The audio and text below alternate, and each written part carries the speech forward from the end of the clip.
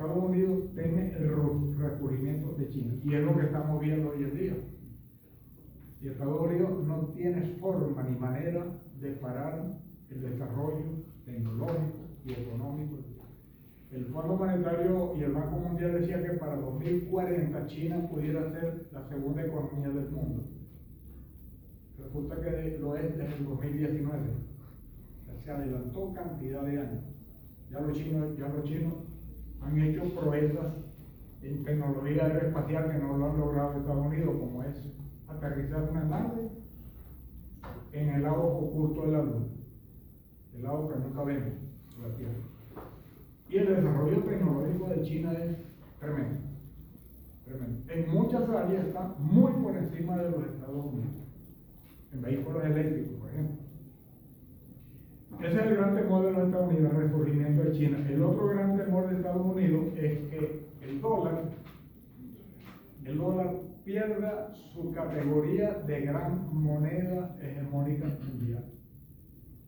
Y ya estamos viendo asomo de eso.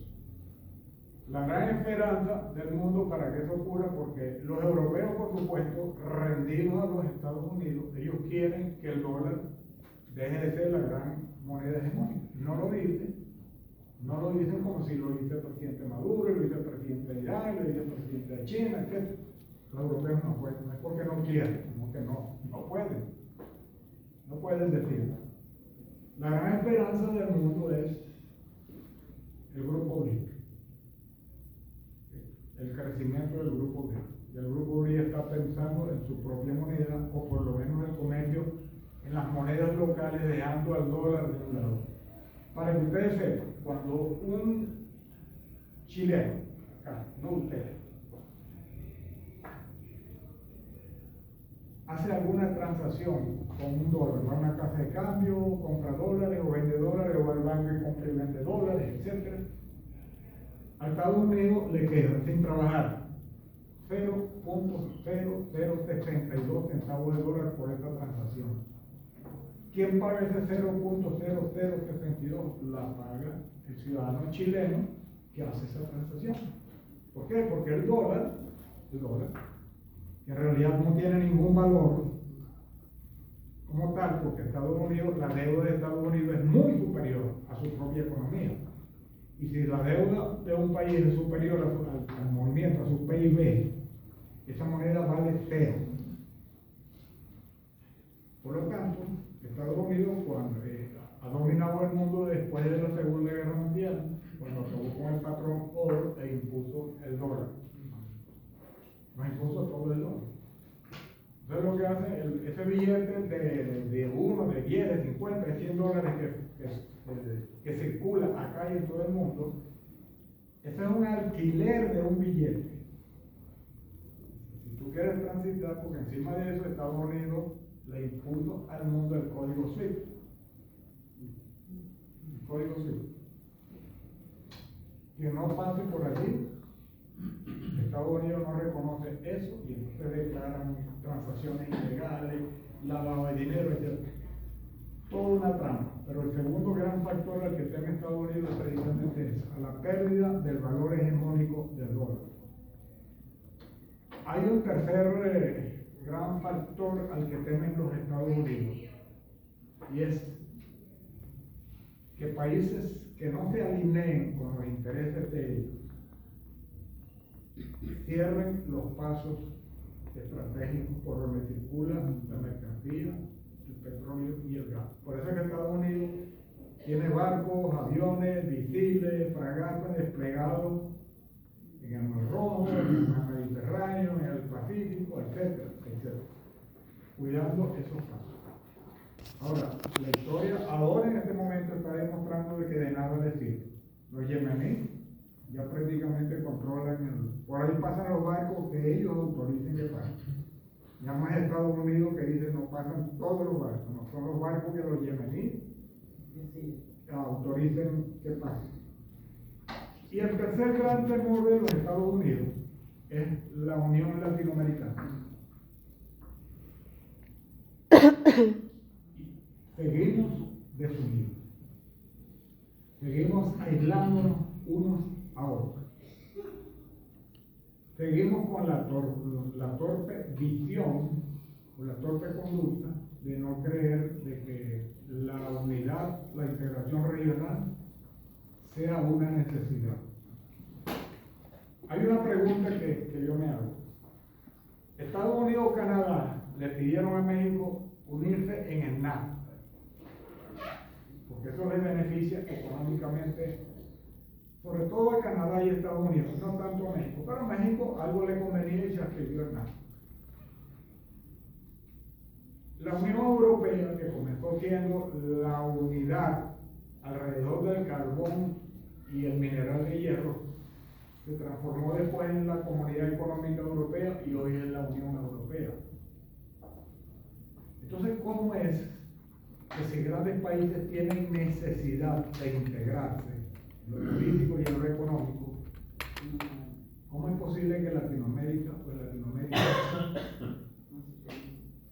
no tengamos conciencia de ello? Y resulta ser que el Banco Mundial, el Fondo Monetario Internacional, las mismas Naciones Unidas, que sin unidad no hay posibilidad. Ahora, ¿por qué no se ha dado esa unidad y por qué es tan difícil? Sencillamente porque las mentes colonizadas que están en nuestros países, las mentes colonizadas, no lo permiten. Verbigracia, UNASUR, que arrancó muy bien con propuestas muy interesantes. UNASUR comenzó a hablar de una moneda única, UNASUR comenzó a hablar hay algo que no se conoce, es que UNASUR trabajó muy bien y se hizo un acuerdo que comenzó a funcionar, pero desapareció UNASUR. Y era que varios países de UNASUR se pusieron de acuerdo y comenzaron a comprar en conjunto medicamentos en Europa y en la India. Pues la India es el gran productor de medicamentos hoy en el mundo. La UNASUR comenzó también a hablar del Banco del Sur, porque lo que decía Chávez, qué tontería es esa, que las reservas de dinero, las reservas de divisas de nuestros países, hablo de Sudamérica, pero en Latinoamérica toda, están en Suiza o en Estados Unidos o en Inglaterra. ¿Qué pasa con las reservas de nuestros países?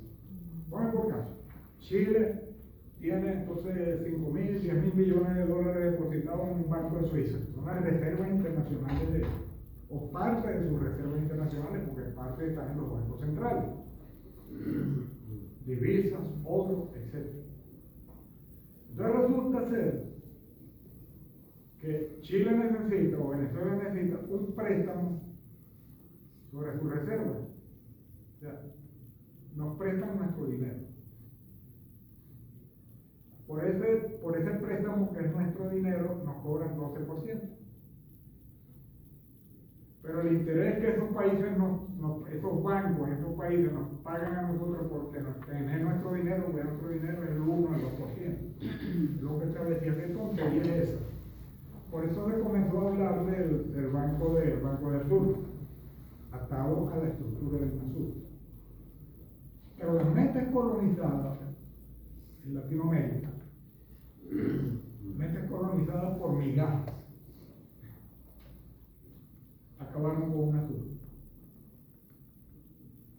Y uno de los progenitores, por ejemplo, de acabar con UNASUR fue Piñera, Duque y Bolsonaro se pusieron de acuerdo y acabaron con UNASUR.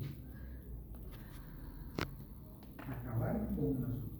Era el primer proyecto que comenzaba a tener una visión y comenzaba a tener incidencia real sobre estos propósitos de unidad. Ahora, ¿por qué las burguesías locales, mentes colonizadas, se contraponen a la unidad? Bueno, muy sencillo, porque el importador de autos Ford, acá en Chile, o el importador de autos Ford en Argentina, en Venezuela, en Bolivia, etc., no permite o se antepone y no son de los que se oponen a la industrialización de Latinoamérica. Porque por importar autos Ford, y cuando digo autos Ford digo autos Chevrolet, y digo computador, y digo teléfono, etcétera, y tal. ¿Por qué? Porque la industrialización en nuestros países acabaría con los negocios de las pequeñas burguesías de nuestros países. ¿Cuál es el negocio de ellos? Importar la licencia. No producir, no ni siquiera generar empleo en nuestros países, sino quedarse con las migajas miserables de las importaciones. Y una burguesía interesada en que nuestros países no desarrollen su economía, sino que sigamos dependiendo de la exportación de materias primas. Chile es el primer exportador, productor y exportador mundial de cobre.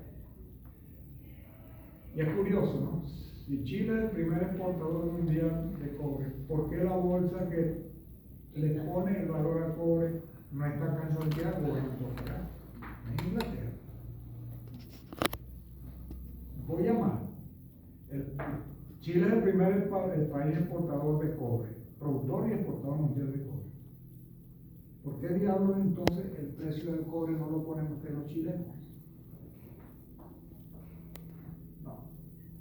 Los ponen en unas benditas supuestamente donde funciona la magia del mercado, ¿no? La oferta y la demanda, y ahí sale el precio del cobre. Eso no se lo cree nadie, de que eso es oferta y demanda. Eso es, el cobre lo ponen los países que industrializan, que se industrializan el cobre. Pero peor aún,